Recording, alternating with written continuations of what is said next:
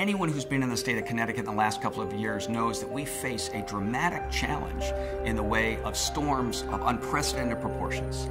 We've seen several so-called 100-year storms in the last 2 years. So we now know there's a critical agenda of protecting our coastline. And in times like these, people turn to Audubon to learn how to balance the needs of nature and humans. But we're finding that one of the most important defenses for our civilization are the natural undeveloped areas of our coastline. Places like tidal marshes like this can absorb tremendous amounts of floodwaters in storm events. Not only are they important buffers, they are also tremendously productive ecosystems. Tidal marshes are among the most productive ecosystems on Earth. Understanding and showing others how to be stewards of our natural resources has always been at the heart of Audubon's mission. As the state organization of the National Audubon Society, we have helped generations of families in Connecticut and in this region for over 70 years, in fact, to understand, appreciate, and contribute to the world around them. One of the other things I'm most proudest about Audubon is that we are the only national organization that has representation across the whole country at a local level. People everywhere can relate to birds.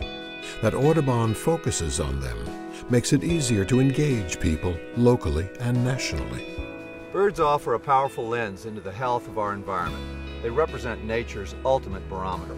Connecticut lies along the Atlantic Flyway.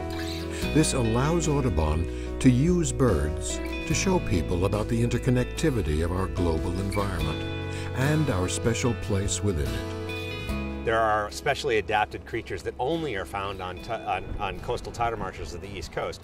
One of them is the salt marsh sparrow. It's estimated that up to 20% of the world's population of this globally threatened species lives right here on the shores of Connecticut. One of the things that Audubon is working with our partners is to identify areas where marshes will be allowed to grow. To that end, Audubon, Connecticut is adding to and protecting the state's salt marshes, from Barn Island to Hammonasset State Park. And using its centers and sanctuaries across the state, Audubon teaches Connecticut residents how to manage other vital habitats for birds and wildlife. This includes the pristine forests of our northwest, globally significant habitats along our southeastern coast, our scarce shrublands, as well as suburban and urban landscapes. And Audubon's success is due to our willingness to collaborate. We have had a great partnership over the years with Audubon Connecticut. This is a group that really takes its conservation mission seriously. One of the things we're most excited about going forward is the opportunity to really advance the conservation agenda on the Connecticut River and the entire watershed of the Connecticut River as the first in the nation blue way. So the Audubon Alliance allows us to protect thousands of square miles of watershed through 4 states. The power of Audubon lies in its ability to reach people at every age and level of expertise.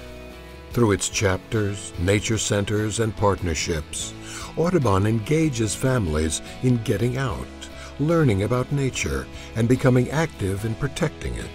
Audubon at Home is a prime example. This is the Armstrong Court Community Organic Garden in Greenwich, Connecticut. The principles of Audubon at Home are very important to us down here. When we first got here, we noticed that there really weren't any birds. And now you're out here gardening and you hear birds and there are butterflies everywhere. One of the important things about Audubon is that in a polarized political environment, we're passionate about the fact that conservation has no party.